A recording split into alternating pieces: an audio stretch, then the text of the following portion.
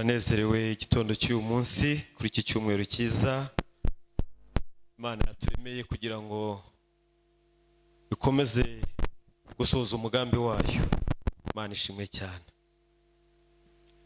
Ntewe ishema n'Imana impaye umwanya mwiza wo guhagarara mvuga ibyayo, nabyo nibyo gushima Imana, kuko gukorera Imana n'iby'igiciro, gukorera Imana n'andi mahirwe. Imana ishimwe cyane. Benshi hanze abakorera ibigo bikomeye n'abayobozi bakomeye bajya baterwa ishema no kumva bakora mu bigo bikomeye, akumva atewe ishema no kumva akora mu kigo runaka, ONG runaka. Nanjye ntewe ishema no gukorera umwami w'abantu.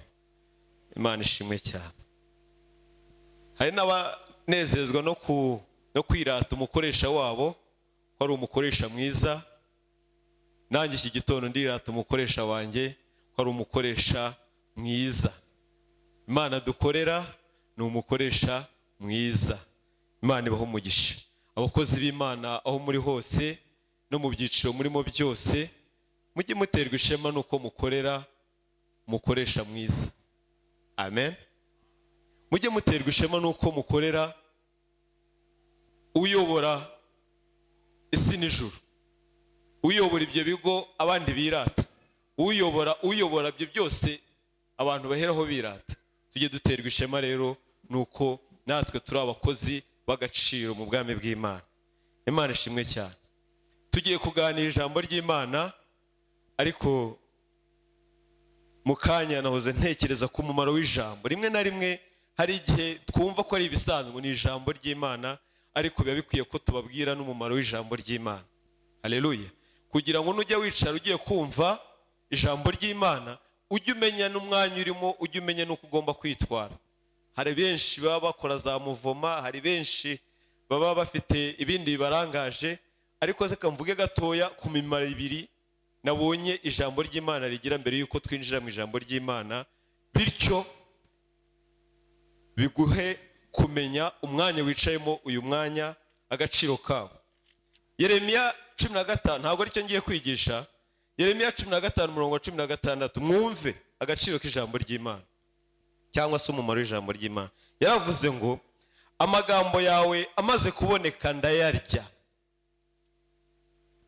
maze ambera umunezero n'ibyishimo byo mu mutima wanjye, kuko nitiriwe izina ryawe Uwiteka Mana Nyiringabo.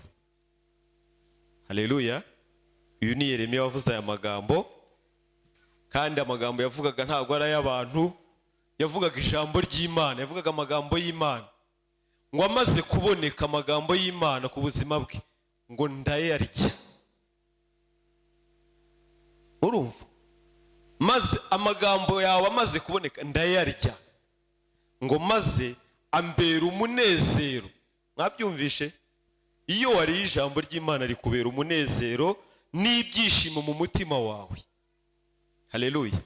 Hari inkuru zo kwisi nyinshi zidashobora kuguha umunezero, hari inkuru zo kwisi nyinshi wumva zidashobora kuguha ibyishimo, ariko ijambo ry'Imana rijya rizana umunezero n'ibyishimo ku bantu bemeye kuryakira mu mutima wabo.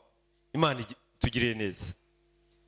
Umwanditsi wa Zaburi nawe yaravuze ngo, Zaburi 119:105, ngo ijambo ryawe ni itabaza ry'ibirenge byanjye, ni umucyo umurikira inzira yanjye.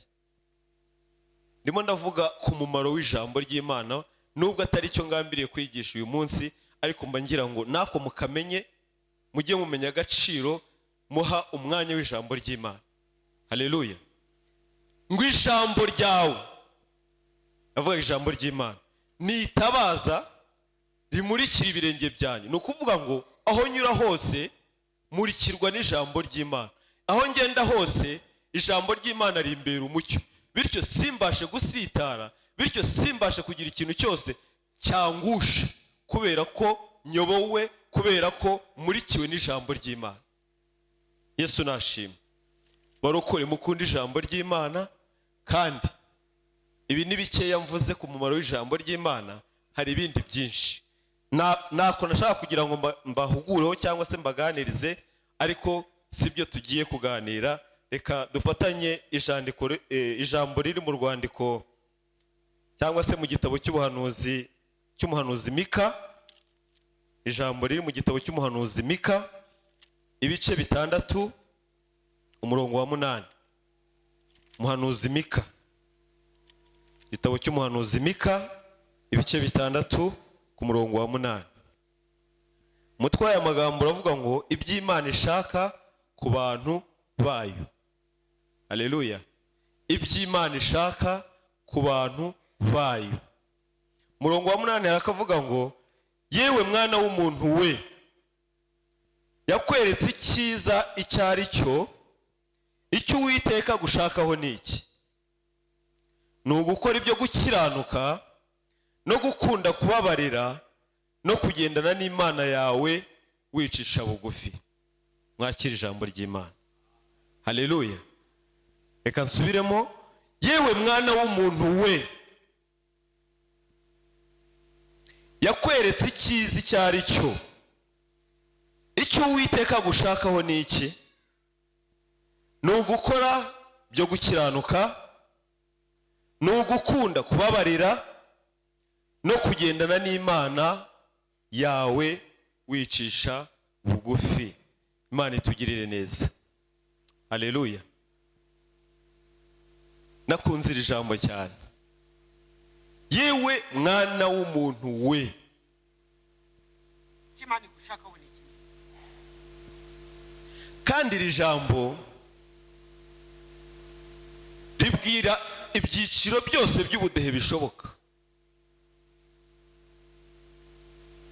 Rirabwira aboroheje, rirabwira abakomeye, rirabwira abacishijwe bugufi, rirabwira abize, rirabwira abatunzi, rirabwira abadatunze, rirabwira n'abataragize amahirwe yo kwiga. Yewe mwana w'umuntu we. Urumva ari titire ryashyizemo ngo wumve ribwira director kanaka, ngo wumve ribwira pastor kanaka, ngo wumve ribwira umuririmbyi kanaka. Oya, yewe mwana w'umuntu we, ngewe nawe ab'Imana yaremye mu byiciro byose turimo, ibyiciro byose tubarizwamo, ngo icyo Uwiteka agushakaho ni iki? Haleluya. Ngo ni ugukora ibyo gukiranuka.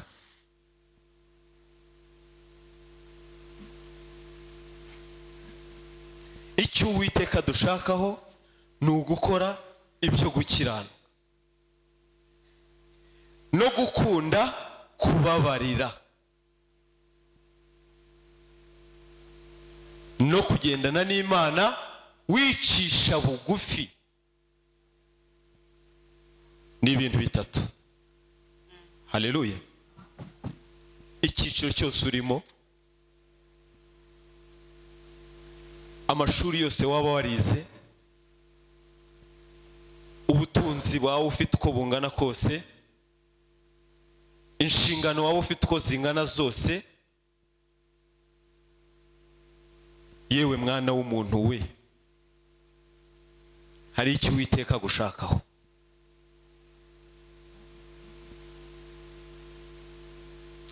Aya magambo Mika yakoresheje yabwiraga ubwoko bwa Isirayeli.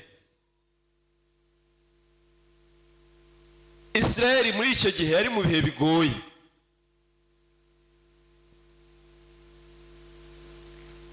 Bari mu bunyage, bari mu bihe bitoroshye, ariko nubwo babaga muri ibyo bihe byose, rimwe na rimwe akaba ari n'ibihe Imana yabajyanyemo kugira ngo irebe ko bagarura umutima wo kuyihindukirira, bakomezaga gukora ibyangwa n'amaso y'Uwiteka. Kandi ubwoko bwa Isirayeli ni ubwoko Imana yari yaritoranirije kugira ngo buyinezeze mu bihe byose.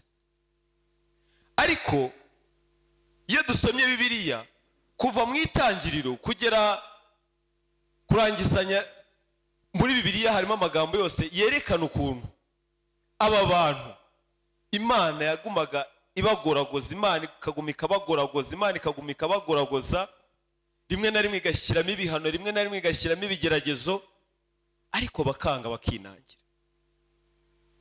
Mika rero nawe yakoresheje aya magambo kandi yababwiye mu gihe kitari cyoroshye. Nyamara nubwo cyari igihe kitoroshye ntabwo byatumaga bikubita agashyi ngo bahindukire bavuge ati Imana yacu twarayibabashe. Ariko nk'umuhanuzi Imana imutuma ku bwoko bw'aya magambo. Yesu nashimwe. Umwana w'umuntu kuva kera kugeza n'uyu munsi abaho ubuzima bugora Imana. Imana igahora igoragoza, Imana igahora yinginga, Imana igahora inyuza mu nzira iyi cyangwa se mu nzira iyi. Ariko na n'uyu munsi ubwoko bw'Imana turacyagora Imana. Yesu nashimwe. Ni amagambo arimo yabwiwe Abisirayeli, ariko uyu munsi natwe dushobora kuyakoresha mu gihe turimo, kuko nk'uko Bibiliya yatubwiye ntabwo yavuze ngo yemwe bwoko bwanjye bwa Isirayeli, yemwe mwana w'umuntu we, yewe mwana w'umuntu, nawe uri umwana w'umuntu, nanjye ndi umwana w'umuntu. Aya magambo aratureba mu gihe cya none. Haleluya.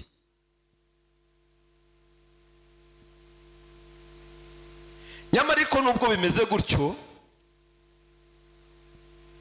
umuntu Imana yaremye, abo yaremye bariho ubu ngubu ndetse n'abazavuka hanyuma, hari icyo Uwiteka dushakaho. Kubaho kwanjye, kubaho kwawe, ari twebwe turiho uyu munsi ndetse n'abazavuka hanyuma yacu n'abazakomeza kuvuka, hari umugambi w'Imana bavukana, hari icyo Uwiteka bashakaho. Yesu nashimwe cyane. Icyigisho tugiye kuganira nagihaye umutwe uvuga ngo ibyo ushaka ku Mana uzabiheshwa no gukora ibyo Imana ishaka. Haleluya. Ibyo ushaka ku Mana uzabiheshwa no gukora ibyo Imana ishaka.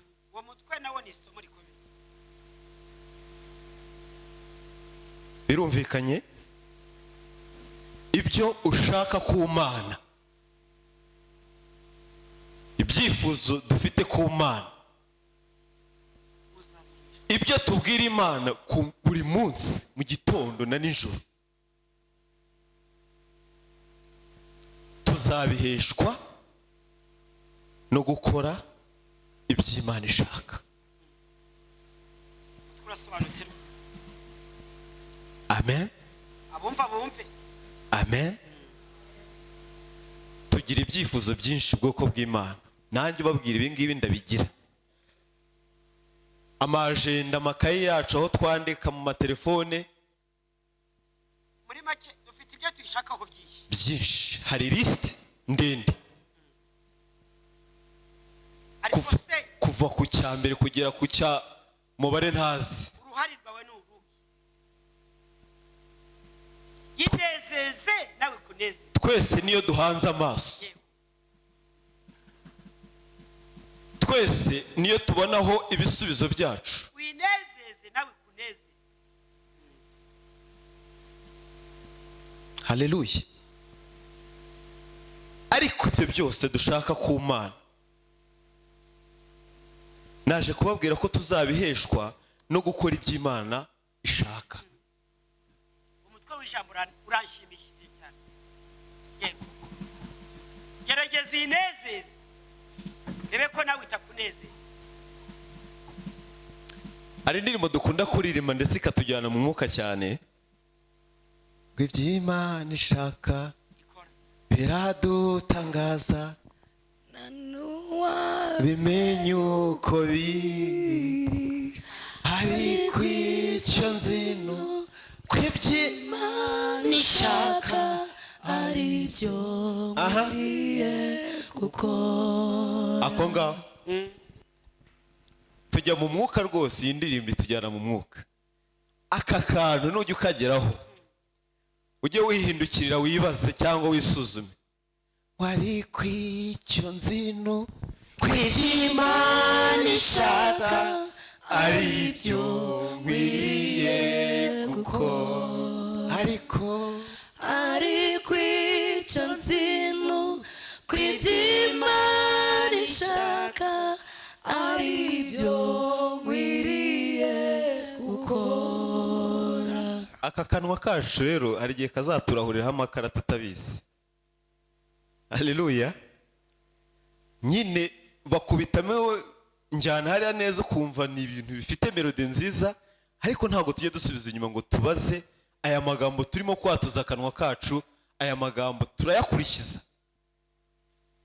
Kandi burya ngo iyo umuntu aririmbye aba asenze kabiri. Haleluya. Iyo turirimba tuba dusenze kabiri. Naje kukubwira ngo ibyo ushaka ku Mana uzabiheshwa no gukora iby'Imana ishaka. Yesu nawe yigeze kubwira abigishwa be muri Yohana 4:34, arababwira ngo ibyo kurya byanjye ni ugukora iby'Imana ishaka. Ibyo kurya byanjye, uwo ni Yesu wabivugaga, ni ugukora iby'Imana ishaka.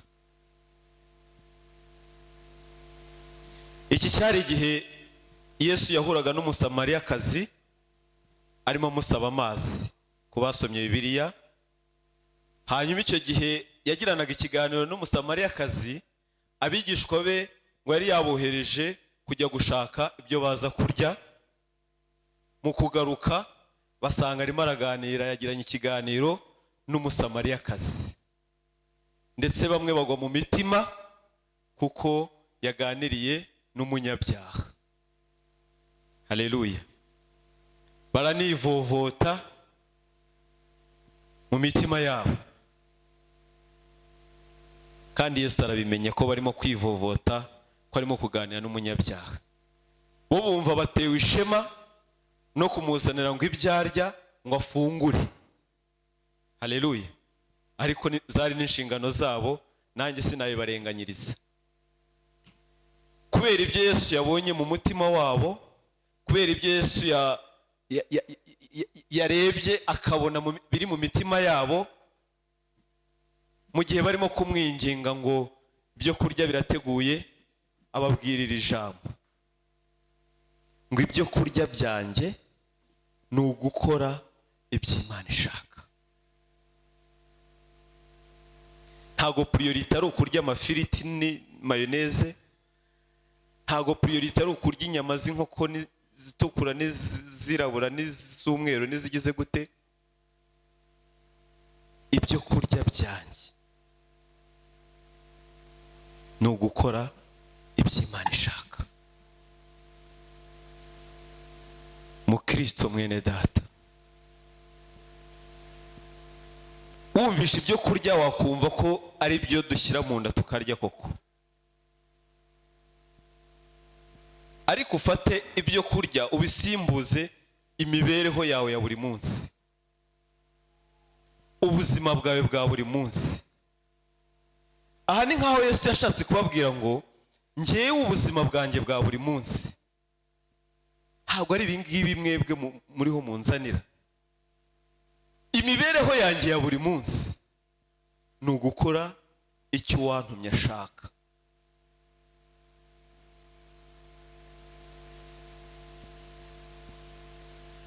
Ubuzima bwacu bwa buri munsi, barokore ba Kristo bene data, dukwiye guharanira gukora icyo Imana ishaka.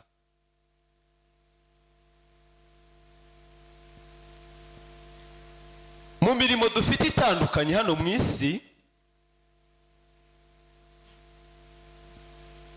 dukwiye kuyikora, ariko nanone mu mitima yacu harimo guharanira gukora icyo Imana ishaka. Muri izo nshingano urimo, kuri iyo ntebe wicayeho,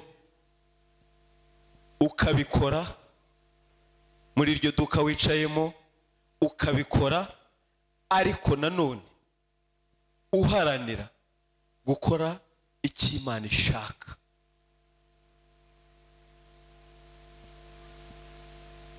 Amen.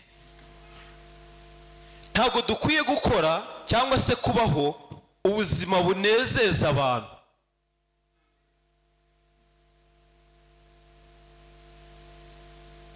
Reka nkugira inama, niba ukunda no kunezeza abantu, uzabanza unezeza Imana mbere na mbere, kubera ko kunze kunezeza abantu, nurangiza ubone unezeze n'abantu. Umuntu ukunda kunezeza abantu akenshi ahora mu maganya n'amarira, kuko abantu barahemuka. Niba ushaka kutazaba desu, niba udashaka kutazagira deception mu buzima, haranira gukora ibyo Imana ishaka inezerwe.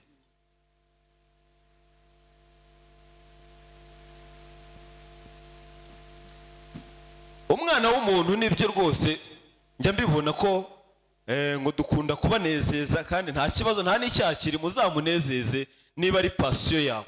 Kunezeza abantu niba ari passion yawe rwose, go ahead bikore. Ariko inama nakugira mpagaze kuri aka gatuti, mbere na mbere shaka ikinezeza Imana mu byo ukora. Mbere na mbere shaka ikinezeza Imana mu rugo wubatse. Mbere na mbere shaka ikinezeza Imana mu nshingano zitandukanye urimo, hakurikireho kunezeza abantu. Nubikora gutyo ntabwo uzigera wicuza. Amen. Nubanza kunezeza Imana mu mibereho yawe ya buri munsi, bagabo bubatse ingo, bene data, mbere yo kunezeza abafasha twashatse, abagore twashatse, hirimbanira kubanza kunezeza Imana, hanyuma ukurikizeho umugore wawe, nta kibazo. Badamu, babyeyi, ndabizi mukunda ibinezeza abagabo banyu, ndabizi biranabanezeza cyane gukora iyo bwabaga kugira ngo abagabo banyu bishime. Ariko inama nakugira, mbere yo kunezeza uwo mugabo wawe, kuko hari igihe yaguhinduka kubera ko ari umuntu, haranira kubanza kunezeza Imana, ubone kujya kunezeza abantu. Amen. Turi ku ijambo rivuga ngo ibyo ushaka ku Mana uzabiheshwa no gukora ibyo Imana ishaka. Kandi twasomye amagambo umuhanuzi Mika yanditse, aravuga ngo yewe mwana w'umuntu we, icyo Uwiteka gushakaho ni iki? Ni ugukora ibyo gukiranuka, no gukunda kubabarira, no kugendana n'Imana wicisha bugufi. Haleluya, haleluya. Dore bimwe Imana dushakaho, mu by'ukuri nta nubwo njya kure y'ayo magambo umuhanuzi Mika yakoresheje. Twebwe abo yaremye, ituremeye mu ishusho yayo, ituremanye umugambi mwiza. Twebwe yaremye, abo yaremye idukunze, haleluya, ikaduha agaciro karuta ibindi biremwa, ikaduha gutegeka isi n'ibirimo byose. Ariko hari icyo Imana idushakaho. Ikintu cya mbere Imana idushakaho nakivuze, ni ugukora ibyo gukiranuka. Haleluya, gukora ibyo gukiranuka. Iri jambo Mika arikoresha abwira ubwoko bwa Isirayeli, yabwiraga mu by'ukuri abakoraga umurimo w'ubucuruzi. Nimuza gusoma iki gice cyose, inkuru muza gusangamo nuko yabwiraga abakoraga umurimo w'ubucuruzi ngo icyo gihe abo bakoraga umurimo w'ubucuruzi barangwaga no gukora amanyanga, barangwaga no gukora ibintu bitarimo gukiranuka. Iminzani njya numva bavuga ngo barayinyonga, nabo barabikoraga bagakora ibintu mbega bitari byo abana b'Imana muri uwo murimo w'ubucuruzi bakoraga. Haleluya. Nibwo Mika yababwiye ati mu byo mugomba gukora Imana ishaka harimo no gukiranuka. Imana ishimwe cyane. Ariko icyo gihe yabwiraga Abisirayeli b'icyo gihe, uyu munsi se twebwe bimeze gute? Iri jambo ry'Imana natwe turyipimeho turebe ibyo dukora harimo gukiranuka.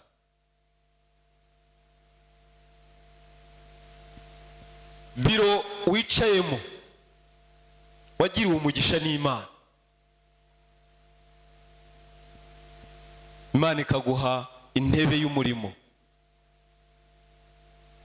ikagutoranya muri benshi, ikagira aho ikwicaza. Uyu munsi wa none igipimo cyo gukiranuka kwawe kingana iki aho wicaye?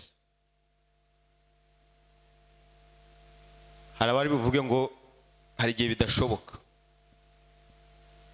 ariko abahamya barahari aho byashobokeye. Mu kazi dushinzwe cyangwa se mu kazi dukora, gukiranukira Imana birashoboka.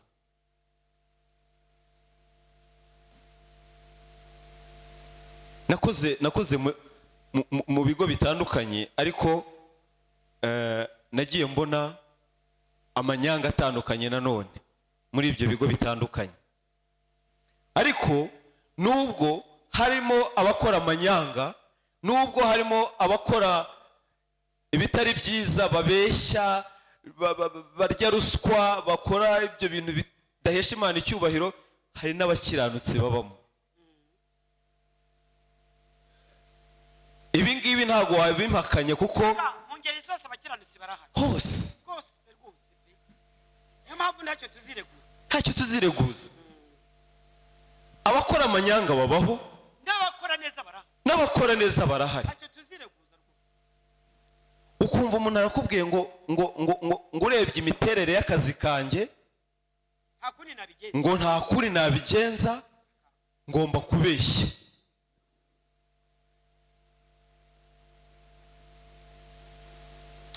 Hari umugabo twakoranaga, mu by'ukuri yakundaga kubeshya pe, rimwe na rimwe akanabeshya nta n'impamvu yabyo, ariko kubera ko kubeshya byamugiyemo akabeshya. Babeshya nta n'impamvu, ni mu maraso. Bakamuhamagara bati idosiye niyi igeze hehe, akabakubisa ikinyoma aho ngaho. Hashira iminota 5 indi telefone idosiye niyi akongera akabeshya. Kandi ntaho biragera. Kubera ko mwamwicaranye muziranye uko mukora n'ibintu uko bimeze, ndetse n'imbogamizi rimwe na rimwe zirimo, ugasanga ubeshye imbogamizi zirimo nta nyungu zifitemo, nta n'uruhare ubifitemo, ariko kubera gukunda kubeshya gusa harabeshya. Rimwe ndamubaza, ariko ko dukorera kampani, ko nta migabane dufitemo nge nawe, ko icyo tubonamo ari umushahara tubona buri kwezi, inyungu ugira mu kubeshya ku nyungu za kampani ni izihe?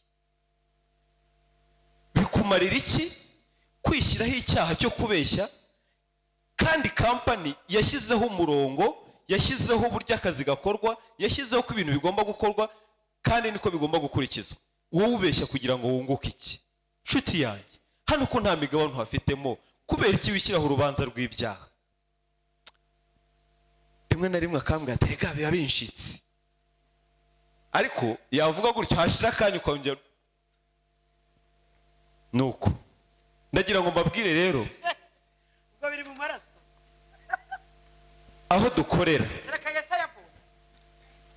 aho dukorera mu nshingano dufite, bakozi bari muri twebwe, ni mwebwe ndimo kubwira cyane, ariko ntabwo ari mwe mwenyine. Bacuruzi, nkuko n'ubundi Mika yabwiraga abacuruzi mwicaye ahangaha, mukiranuka ku kigero kingana iki muri business Imana yabashingiye. Minzani ni sawa, ni haleluya, ni amen. Na twa tundi twose two gucura amafagitire ni haleluya, ni amen. Nigeze kujya mu bintu byo gukora ibyashara ariko gukiranuka birashoboka. Noneho umuntu arambwira ngo rero ngo dore ni fagitire y'ukuri, iyi ni fagitire ugomba kwerekana muri douane. Azi kwandikira ari ebyiri. Kandi ubwo nanjye douane narayikore ndabizi. Nshaka kumubwira nterero iyo douane umbwira ndayizi, nibyo bakora ndabizi, sinshaka kwiteza ibibazo. Ariko naje gusanga pratique cyangwa se mentalite ziri mu bacuruzi akubwira ko ngo udakoze amanyanga ntushobora kunguka. Nta mugisha uri mu byaha. Icyo kimabwiri nta mugisha muzabonera mu byaha rwose. Icyo Imana igushakaho ni ugukora ibyo gukiranuka. Abandi bireza ubu ngubu ngo kugira ngo mve ku rwego ngere ku rundi ngomba kujya kureba boss, tukavugana by'umwihariko, tukavugana en privé. Kandi structure y'akazi iri bien définie. Uburyo ubona promotion, uburyo amavantage atangwa birasobanutse. Ariko kubera ko twese muri iyi minsi dukanura isi cyane, ndashaka kuzamuka ku rwego mu minsi mike, mve kuba officer, mbe manager mu nzira byacamo iyo ariyo yose. Benshi niko bakubwira, aho byanyura hose I have to. No mu barokore kandi barabikora, no mu babatijwe mu mazi menshi barabikora, no mu basenga Imana barabikora. Ntabwo ari abapagani gusa. Ariko icyo Imana igushakaho yewe mwana w'umuntu we ni ugukora ibyo gukiranuka. Iyo ni ingingo ya mbere. Aho uri hose, ibyo ukora byose, urwego uriho rwose, hari icyo Imana igushakaho ni ugukora ibyo gukiranuka. Kandi nta rwitwazo ufite yo kuvuga ngo ngiye sinabishobora. Hari abazagushinja baguhamirize bati njyewe nanjye byarashobotse. Kora ibyo gukiranuka kuko birashoboka. Icya kabiri, icyo Imana idushakaho, twebwe abo yaremye mu ishusho yayo, twebwe abo yahaye gutwara iyi si, Imana ishimwe, ni ugukunda kubabarira. Amin. Gukunda kubabarira. Njya mbibona na hano mu rusengero, iyi mbuto yitwa kubabarira igigora benshi. Abantu bakaba bicaranye, abantu bakaba bariho basirimba gutya, umuntu yasitara ku wundi gatoya, undi akabona avuye mu mwuka yahise ahindura isura ako kanya. Kandi bicaye mu nzu y'Imana, isura igahita ihinduka kandi yasirimbaga. Inshuti z'umusaraba, iby'Imana dushakaho ni ugukunda kubabarira. Mwene data ashobora kukosereza atabishaka, ariko icyo Imana idusaba ni ukubabarira.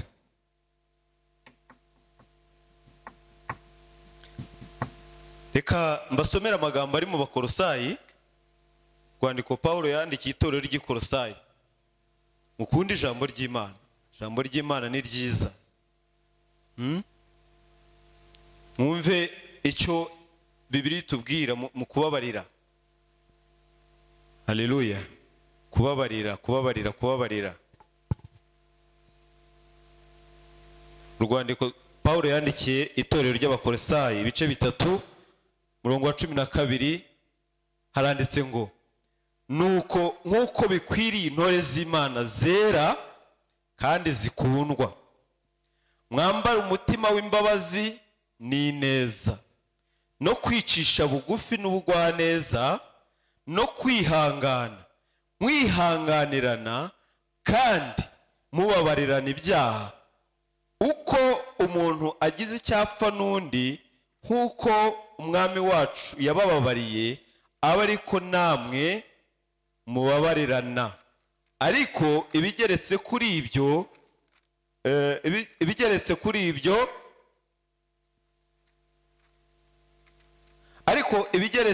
byose mwambara urukundo, kuko ari rwo murunga wo gutungana rwose. Mwakira ijambo ry'Imana. Barokore bene data, twige kubabarirana. Uru rugendo rw'agakiza turimo uzahura n'ibisitaza byinshi, uzahura n'amagambo menshi, uzahura no kwangwa kwinshi, uzahura no gutukwa kwinshi, uzahura n'ibigeragezo byinshi. Ntaho batazakuvuga. Nkunda Pastor Desire niwe ugeze kuvuga ijambo, aravuga ngo barokore bamwe bajya bava mu nsengero ngo kubera ko ngo babavuze. None aravuga ati ariko se ni uruhe rusengero uzasanga rutarimo amagambo? Ati kandi niruba rubaho ntuzarwinjiremo kuko nawe uzarwanduza, ko nawe uravuga. Haleluya. Ati ni uruhe rusengero uzajyamo rutabamo amagambo? Haleluya. Ngo kandi nugira Imana ukarubona, wowe ntuzarwinjiremo utazarwanduza kuko nawe uravuga. Imana ishimwe. Pastor Zezire ni umukozi w'Imana agira amagambo nk'undi y'ukuri ariko yuje ubwenge. Icyo bita ubwenge. Umukozi w'Imana nemera kabisa, wahamagawe nayo utari uw'iki. ngo baramvuze, numvishe bamvuga gutya bikakugusha, baranyanga, none ndagiye. Ni hehe uzasanga ibyo bintu bitaba kuri iyi si y'Imana? Nushaka uzahindure n'umugabane uve muri Afurika ujye muri Amerika, ntabwo uzahasanga ibiragi, uzahasanga bavuga. Rimwe na rimwe bavugira no hejuru. Haleluya. Nushaka uzave no muri Amerika ujye i Burayi, uzasanga bavuga. Bo noneho bakarengaho na agression physique no kugukomeretsa physically. Ariko ijambo ry'Imana, icyo Imana idushakaho, nshuti z'umusaraba, ni ugukunda kubabarira. Oya, ntabwo ari ukubabarira byo kubabarira, gukunda kubabarira. Ntabwo murumva ko ni inshinga ebyiri zifatanya ariko zivuga ikintu kimwe. Hari ukubabarira, hari no gukunda kubabarira. Mukunde kubabarira, dukunde kubabarira. Abagukomeretsa bose, abakugerageza bose, ibyo uhura nabyo byose, ibyo wumvisha amatwi byose, dukunde kubabarira.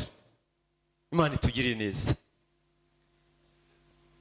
Matayo 18:21, Petero nawe yegereye Yesu. Mwumve, aramwegera aramubaza ati, databuja, mwene data nangirira nabi, nzamubabarira kangahe? Ngeze 7. Yesu aramusubiza ati, sinkubwiye yuko ugeza 7, ahubwo ugeze 77. Mana ishimwe. Mwizi zari impaka z'umugaragu wariganije shebuja ibyo yari yamubikije, ariko shebuja aza kumugirira imbabazi.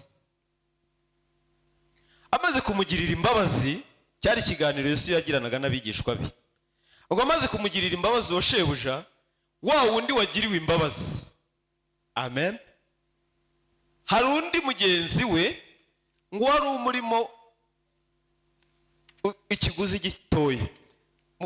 Reka mbabwire uko byari bimeze. Hari umuntu warimo shebuja, tuvuge 10,000,000, reka nkoreshe ingero zifatika z'uyu munsi kugira ngo mubashe kubyumva. Noneho wa wundi ananirwa kwishyura shebuja amugirira imbabazi, arangije amuharira n'iryo deni, aramubwira ati n'uwo mwenda ndawuguhariye.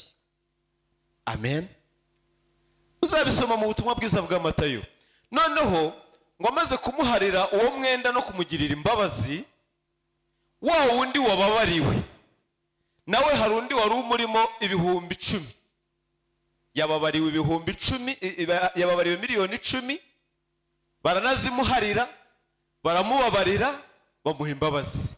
Ariko warahindukira umuntu wari umufitiye 10,000, aragiye amufashe mu mashati, aturanyishyura ku kabi no ku keza. Bibiri tubwira ko ngo yamushyize mu nzu z'imbohe. Mwumva abantu ukuntu tumeze. We ababariwe miliyoni 10, yarabereyemo shebuja we, ndetse aranamuharira amubwira ati uwo mwenda nkuguhanaguyeho, nta mwenda umfitiye ukundi. Ariko umufitiye 10,000 mwene se, akiva aho ngaho, akimara kubabarira, aramusimbukira ukampa amafaranga yanjye n'igihe uyamaranye. Birangira amushyize ngo mu nzu z'imbohe. Uyu mugani cyangwa se iki cyigisho uratwigisha iki? Uko tumeze twebwe abana b'abantu, twari babi ndetse turi babi cyane imbere y'Imana Data. Haleluya. Twari babi ndetse turi babi cyane imbere y'Imana Data. Ariko ububi bwacu, ibyaha byacu, ibyo byose byatugize bibi, ndetse byagombaga gukuta, byagombaga gutwara ubuzima bwacu. Yesu umwana w'intama w'Imana yitanze ku musaraba kugira ngo atware ububi bwacu, twebwe tube beza. Amen. Ariko tumaze kubabarirwa, twebwe ntago tubasha kubabarira bagenzi bacu. Nyamara nubwo twababariwe kandi tukabarirwa ibyagombaga kutwicisha, ariko wakuvuze ntago ubasha kumubabarira kandi amagambo atakwica. Niho rero Petero yegereye Yesu aramubaza ati databuja, nyuma yo kugirana icyo kiganiro, mwene data nangirira nabi. Ubwo bari bumvisha ibyo Yesu ababwiye, bari bumvisha uwo mugani Yesu abaciriye. Aramubaza ati mwene data nangirira nabi nzamubabarire kangahe? Ngeze 7. Yesu aramubwira ati sinkubwiye yuko ugeza 7, ahubwo ugomba kubabarira ugeze 70 inshuro 7, 77. Mu yandi magambo Yesu yashatse kumubwira iki? Ntago dufite igipimo cy'imbabazi zo gutanga ngo mvuge ngo ku nshuro ya 7 imbabazi nari mfite gutanga zarangiye. Imana ishimwe. Ntago wemere no kuvuga ngo nta mbabazi mfite zo guha mwene data wankoshereje. Iri jambo icyo rivuga ni iki? Iri jambo icyo rivuga ni ukuvuga ngo nkuko twababariwe ibyaha, kandi Imana ntabwo yigeze kutubwira ngo imbabazi nari mbafitiye zarangiye, n'uyu munsi Imana yacu iracyadutegeye ibiganza, n'uyu munsi imbabazi z'Imana ziracyariho, kandi kuba imbabazi z'Imana zikiriho niko natwe uburyo tugomba kubabarira bene data badukosereja ni ibintu bigomba guhoraho. Ni ibintu bigomba kuva mu gitondo ukageza nimugoroba, kuva ku wa mbere ukageza ku cyumweru, kuva mu kwa mbere ukageza mu kwa 12. Imyaka yawe yo kubaho yose nawe ugomba kurangwa no gukunda kubabarira. Imana ishimwe cyane. Ugomba kurangwa no gukunda kubabarira. Nta rwitwazo rero dufite rwo gutanga imbabazi, nta n'igipimo cy'imbabazi twemerewe kuvuga ngo izanjye nari mfite zirangiriye kuri kanaka, ngo wowe uje nyuma byarangiye nta mbabazi mfite. Ukwiye kubabarira ubuzima bwawe bwose, kuko nawe waherewe ubuntu, nawe imbabazi wahawe ni imbabazi z'iteka ryose, nawe ukwiye kubabarira. icyo Imana idushakaho inshuti z'umusaraba ni ugukunda kubabarira. Imana ishimwe cyane. icya gatatu Imana idushakaho, Imana inyifuzaho, nawe Imana ikwifuzaho, ni ukugendana n'Imana twicisha bugufi. Imana yacu irahambaye, Imana yacu ni nyacyubahiro, Imana yacu ifite ubutware, kandi Imana yacu irakomeye. Njyewe nawe mu bo yaremye hari ikidushakaho, ni ukudakinisha ku cyubahiro cyayo,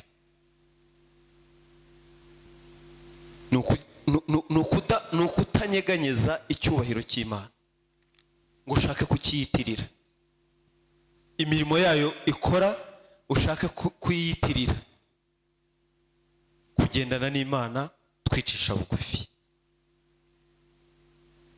Imana yacu ikunda umutima utari mu bwibone. Haleluya. Ikunda umutima woroheje, ikunda umutima uciye bugufi.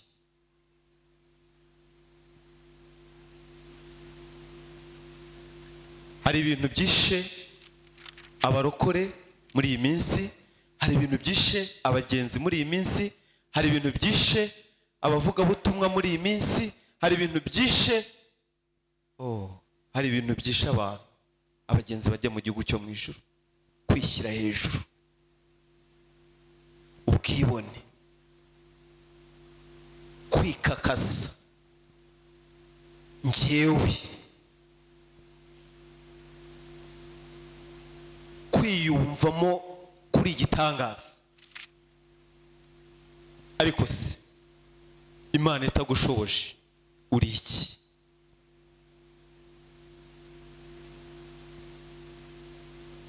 Ibyo byose wiratana ko ari ukubera Imana itabiguhaye, wakwiratana iki? Ubwo bwiza wiratana bugutera kwibona, waravutse urangije wijyana ahantu uribumbabumba, urisena, urisigiriza, uravuga ngo ndiha metero runaka, uravuga ngo ndiha izuru rimeze gutya, uravuga ngo ndiha inzobe, ngo ndiha igikara, ndiha. Ibyo byose warabyihaye. ubwo niwe wibumbye, ubwo niwe wibumbabumbye yewe,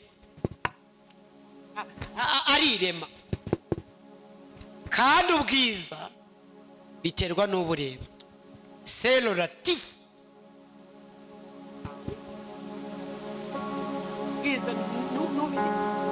Ngo njyewe mfite masters, ngo njyewe ngo mfite PhD, ngo njyewe ngo mfite.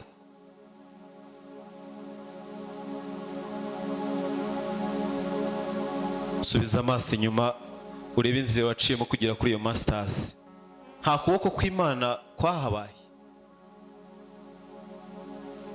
Subiza amaso inyuma urebe urugendo wanyuze kugira ngo ubone iyo PhD. Byose ni wowe, byose ni imbaraga zawe, byose ni ubwenge bwawe, byose ni ubushobozi bwawe.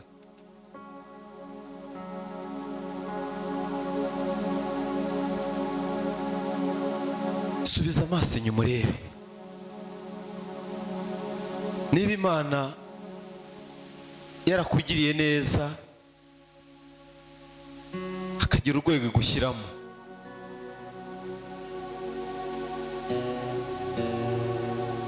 Rimwe na rimwe ntabwo ari uko wari n'umuhanga mu mashuri, muri ayo mashuri wiratana, ni ubuntu bw'Imana. Rimwe na rimwe icyo cyubahiro wiratana ntago cyari kigukwiriye bitewe n'amateka yawe, ariko kubera ubuntu bw'Imana ubigezemo. Muri icyo cyubahiro cyawe utangiye kujya urebera abantu bose ku rutugu. Utangiye kureba abantu Imana yaremye mu ishusho yayo bakunze nk'abadafite agaciro.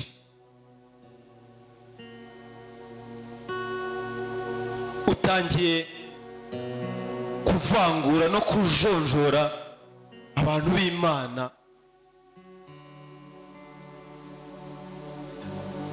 Hari icyo Imana idushakaho, kugendana n'Imana wicisha bugufi. Haleluya. Kugendana n'Imana wicisha bugufi. Reka mbasomera amagambo Petero wa mbere yavuze. Petero wa mbere ibice 5. Duhere ku murongo wa 5. Ni impuguro yarimo ahugura ibyiciro bitandukanye. Aya ni amagambo yakoresheje ahugura abasore. Namwe basore mugandukire abakuru. Rubyiruko murabyumva? Mwese mukenyere kwicisha bugufi kugira ngo mukorerane. Haleluya. Mwese mukenyere kwicisha bugufi kugira ngo mukorerane. Tugomba gukorerana.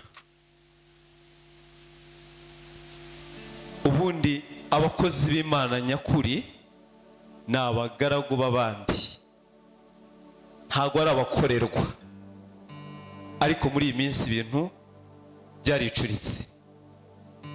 Ndibuka Yesu abwira Petero ati uremera ko nkoza ibirenge? Petero abanza kubyanga kubera ko atumvaga kuntu umwami w'abami ari we ugiye kumwoza ibirenge. Ariko byari ikimenyetso ndetse byari ubutumwa bwo kuvuga ngo mujye muhora muca bugufi, muba boroheje imbere y'abandi, ndetse mwebwe mugiye gukora umurimo w'ivugabutumwa cyangwa se kwamamaza ubutumwa bwiza, mugiye kuba abagaragu b'abandi. Ngo kwicisha bugufi kugira ngo mukorerane, kuko Imana irwanya abibone, naho abicisha bugufi ikabahera ubuntu. Abicisha bugufi Imana ijya ibahera ubuntu.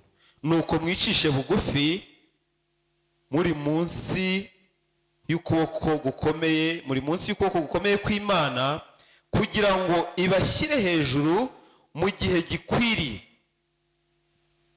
Muyikoreze amaganya yanyu yose, kuko yita kuri mwe. Mwirinde ibisindisha, mube maso, kuko umurezi wanyu Satani azarera nk'intare. Niyo twagarukira ahangaha. Petero yabwiraga abasore n'inkumi cyangwa se urubyiruko muri rusange, abahugura kubaha ababakuriye. Yabahuguzaga aya magambo kandi bagahora baca bugufi. Haleluya. Twicishe bugufi, tugendane n'Imana twicisha bugufi. Imana ishimwe cyane. Bimwe mu binezeza Imana ni umutima uciye bugufi. Nibyo bishimisha Imana, nibyo biyinezeza. Haleluya. Ibyo binezeza Imana cyane, ikavuga ngo ndanezerewe. Imana ishimwe cyane. Nanone mu rwandiko Pawulo yandikiye Abafilipi ibice 2 ku murongo wa 5 hari amagambo avuga ngo mugire wa mutima wari muri Kristo Yesu. Uwo nubwo yabanje kugira akamero k'Imana, ntiyatekereje yuko guhana n'Imana ari ikintu cyo kugundirwa, ahubwo yisiga ubusa, ajyana akamero k'umugaragu w'imbata, agira ishusho y'umuntu, kandi amaze kuboneka ko afite ishusho y'umuntu, yicisha bugufi, araganduka, ntiyanga no gupfa, ndetse urupfu rwo ku musaraba. Nicyo cyatumye Imana imushyira hejuru cyane, ikamuha izina risumba ayandi mazina yose, kugira ngo amavi yose apfukame mu izina rya Yesu, ari ay'ibyo mu ijuru cyangwa ari ay'ibyo mu isi cyangwa n'ibyo munsi y'isi, kandi indimi zose zihamye ko Yesu Kristo ari Uwiteka, ngo Imana Data wa twese ihimbazwe. Haleluya. Icyo Imana idusaba, ndashoje, ni ukwicisha bugufi. Icyo Imana idusaba ni ukugenda twiyoroheje mu mitima yacu. Icyo Imana idusaba ni ukubaho ubuzima buciye bugufi. Nshuti z'umusaraba, hari ikintu maze kwitegereza. Guca bugufi nta kintu bihindura ku cyubahiro Imana yaguhaye. Haleluya. Guca bugufi nta kintu bihindura kuri konti yawe iriho ziriya miliyoni. Haleluya. Guca bugufi ntago titire yawe ufite rwose ntago izanyeganyega. Yesu umwami wacu ni urugero rwiza rwo guca bugufi.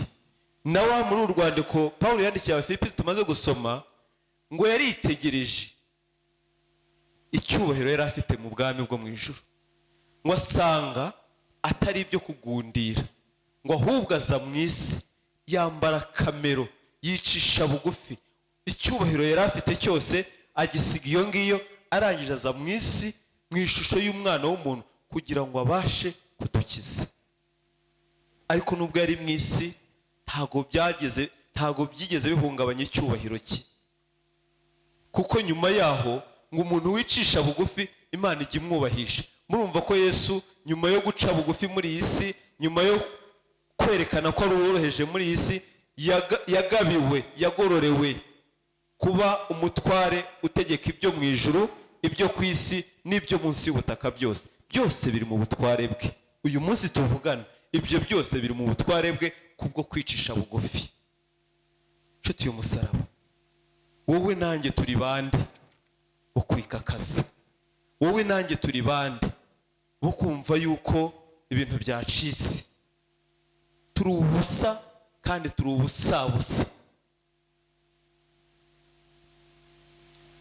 Iyo ngeze kuri iki kintu cyo kwicisha bugufi, ntabwo njye nibagirwa ko uyu mubiri twambaye cyangwa se n'ibyo dutunze benshi baheraho bikomeza cyangwa bigira ibitangaza.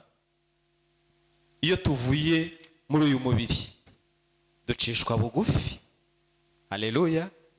Wari utuye muri etaje nivo ya 15 n'izikurikiyeho zose uziyoboye, uzitegeka uko ushaka. Iyo uvuye muri uyu mubiri, square meter kangahe? Imwe. Ntago baguha na sare nk'iyi ngiyi twicayemo ngo uyiryamemo wenyine. Ni ukugupimira akangana na ya serikeye wicayemo cyangwa uryamyemo. Bya miliyoni cyangwa se bwa butunzi bwatumaga wigira igitangaza, habe n'inote y'ijana baguha. Umugabo umwe ngo ari gashuhi, ngo yakundaga ngo ifaranga uwo mugabo, kandi yaranayatunze menshi pe, ariko urugo, umugore, abana babayeho ubuzima bubabaje. Kurya umunyu ari igitangaza. Ubwo murumva umugati byo ni ikindi, ni kuri Noheli. Ngo yarahaye konsigne umugore amuga ati umva madamu, twumvikane, ubyemere cyangwa se ubyange, aya mafaranga yanjye. Kandi ubwo umugore hanakisagira habe no nuko yumva ko yafite, ntazi n'umubare wayo, ntazi n'amakonti afite. Aya mafaranga yanjye, ariko yabonaga amasheki aho ngaho y'amabanki atandukanye. Nimpfa ndayashaka ko muzayampambana. Uriya mugabo yakundaga amafaranga ye cyane, kandi koko burya hari ibintu abantu biyaturiraho. Igihe cyarageze arapfa nyine, arapfa kuko n'abandi bose bagomba gupfa kandi twese tuzapfa. Noneho umugore iryo jambo ryaramuriye. Urumva nta nubwo yanasinyaga kuri konti, ariko arangije ngo aca amasheki ashoboka yose muri za karine, asinya uko abyumva, nubwo bitari na specimen banki yemera, ngo yuzuzaho ibyo ashaka byose, ngo aramubwira ngo amushyira mu mufuka w'ikote muri serike, ngo aho ugiye niba warutira uzarutire ya mafaranga yawe. Murabyumva? Nta kintu dufite cyo kwiratana hano ku isi, kuko twaje mu isi twambaye ubusa. Hari uwaje yambaye ikositimu se? Hari uwaje se afite gurumete ku kuboko ya zahabu? Njya mbona bamwe babivuga ngo sinzi. Twese tuza ubusa no kurizwa n'imihangayiko yo mu isi. Buriya kariya kana iyo karize ngo kaba gatangiye kumva imibabaro kinjiyemo. Haleluya. Ariko kaba ari sinye y'ubuzima yuko ari kazima nyine, gafite ubuzima.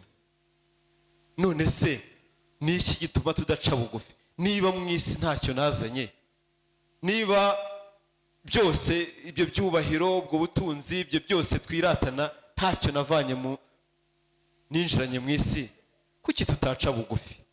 Niba se igihe kigera tukagenda byose bigasigara imusozi, ni ukubera iki?